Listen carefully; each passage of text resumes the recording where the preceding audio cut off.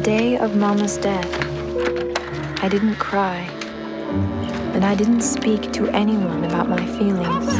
Papa! What's wrong, Therese? I really wanted to create a period film that contemporary audiences would find engaging.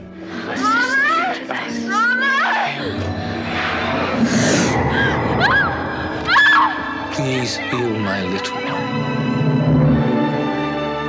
Our target audience originally was Catholics who were familiar with Therese, but as the project began to take shape, we soon realized, in the spirit of St. Therese, that this film was for everyone. No. Hard. Like this. Would you tell me, Sister Therese, what attracts you so much towards me? Every time I look at you, I see you smile. I'm smiling because I'm happy to see you. When I first thought about writing a screenplay on St. Therese, of course I related very much to her character. And I was a lot younger then, so I always imagined that I would play the role. But then I grew up, and I ended up playing her mother instead. Oh, Mama, how I wish you would die. Oh, Therese. She was a young girl that was pampered by her family out of love, and she became a spoiled brat. Celine, there's nothing in the slippers. Go upstairs so that Father Christmas may bring me the presents. But hurry, it's late. Well, thank God this is the last year. She's getting a bit old for this.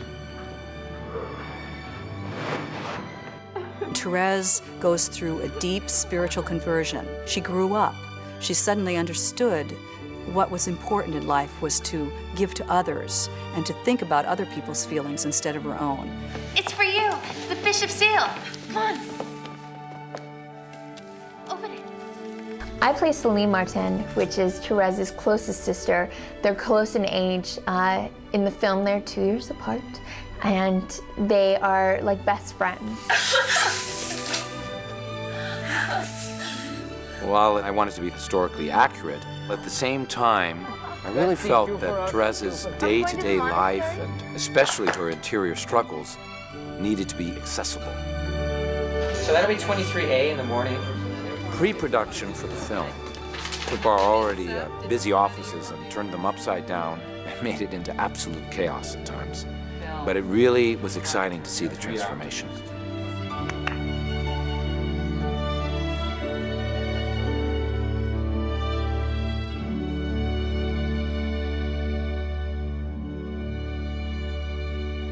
Pauline is lost to me.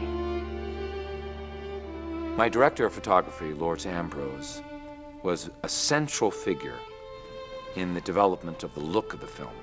You're going to follow your heart. He'll think it's because of Pauline.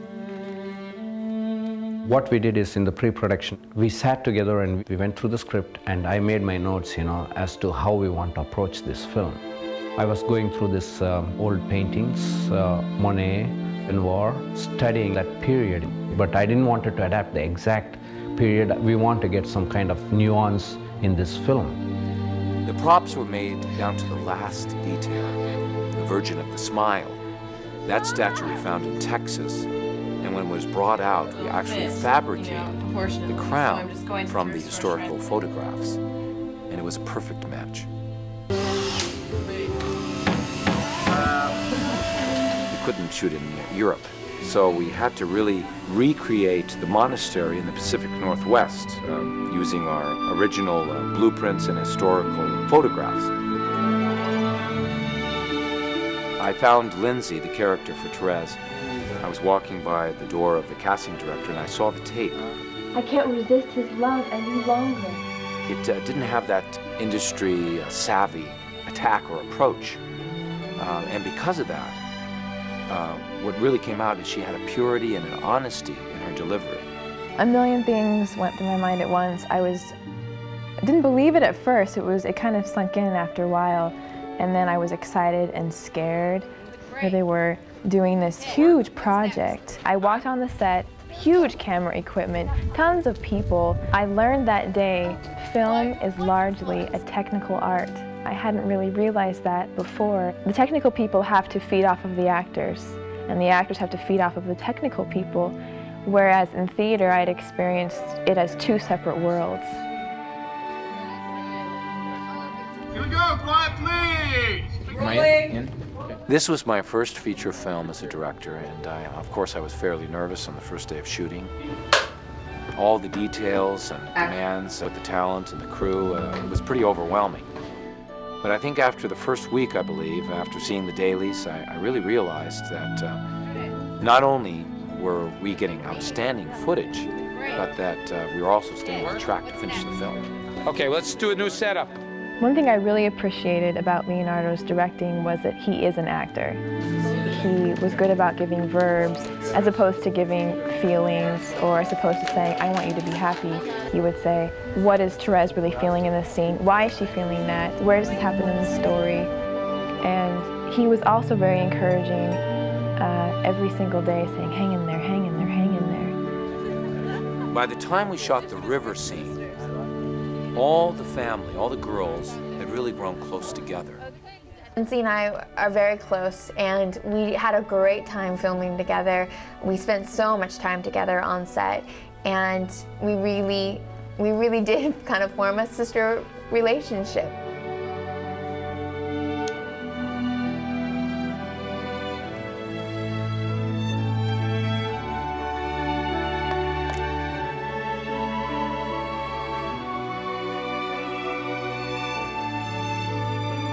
I knew that creating the feeling of a strong family unit was essential to the film, to the success of the film.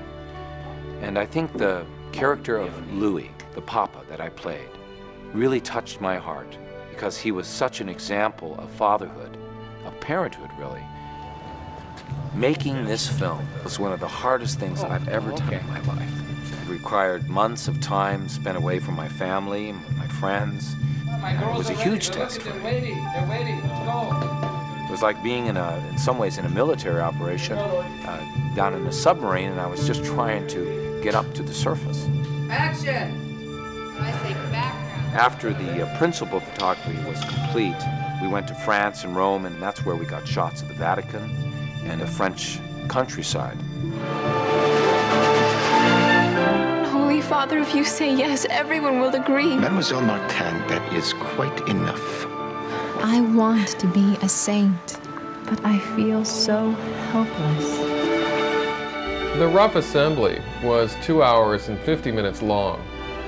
And the next phase was to go through and shape the story.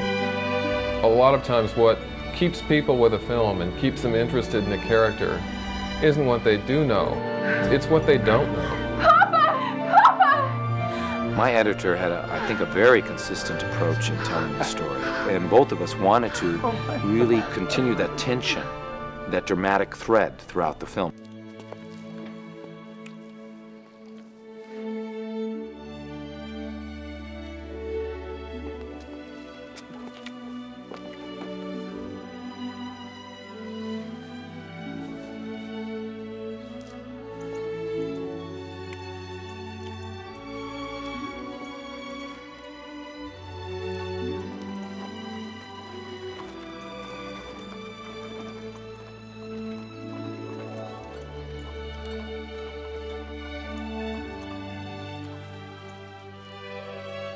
Sister Marie-Thérèse Sokol was my composer.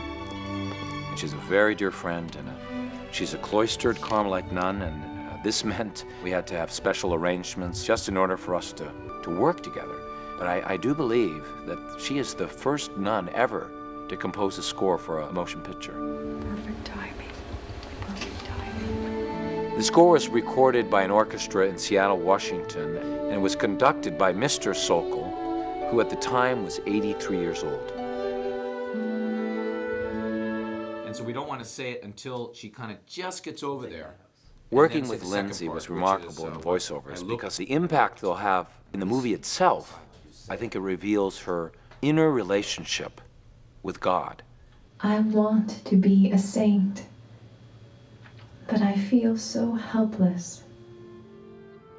As far as seeing Christ and the feeling that she gets, it's tough to show it visually. So you have to add a little bit more sonically, and some of these were just pads down below, almost a tingle, but you're not sure exactly where it's coming from. But she's looking up at the crucifix, and she's spreading her hands, and you're really feeling more of what she's going through at that moment.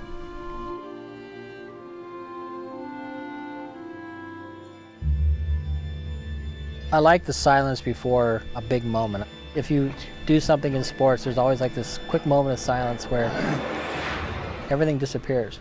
And there's certain things in films, if you can create an element where the audience is taken away, but all of a sudden something comes back and it just really, really wakes them up to something. When Leonardo and I locked picture, we were quite happy with what we had.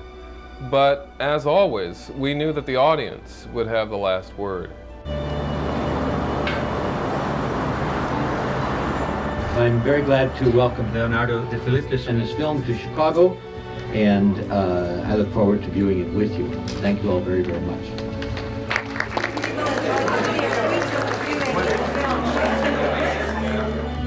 I didn't think I was going to cry, but I used a lot of Kleenex. This movie helps us. We need this movie in America and the world. This is just fantastic. Everything about it was wonderful. It was just so simple and so powerful. It was just very beautifully portrayed. I enjoyed it very much, even though I cried much of the way through it. We make it a mirror, in a sense, of what's in us. It was really powerful. It's a huge challenge, but I think they did a very good job. It's a really good film. I just love crying because it was just so powerful, and I'm so excited to think about all the lives that they're going to continue to touch. It is just so beautiful. I just love the photography and just the simple message of it.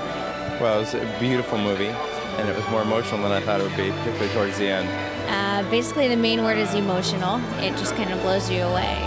It was incredible, just beautiful. It was a marvelous film. I just enjoyed it so much. Finally, I've seen a film that is worth seeing without any of the violence and everything else. Oh, it was so wonderful, beautiful film. The release of this film is so important right now at this moment in history because we're seeing two elements. One, where we're filled with great chaos and confusion, especially with the world's state as it is. And the other is in our own cultures, where we're so busy, where we're so distracted with material things, that here is a person who can help us focus. I must speak to you, it's urgent. Do you have a moment?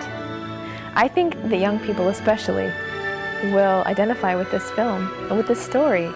Thérèse was 15 years old when she entered the convent. She was 24 when she died. She was young all of her life.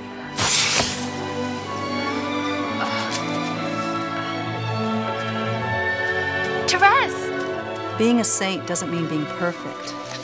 Are you all right? It must have been the smoke. It means accepting our weaknesses.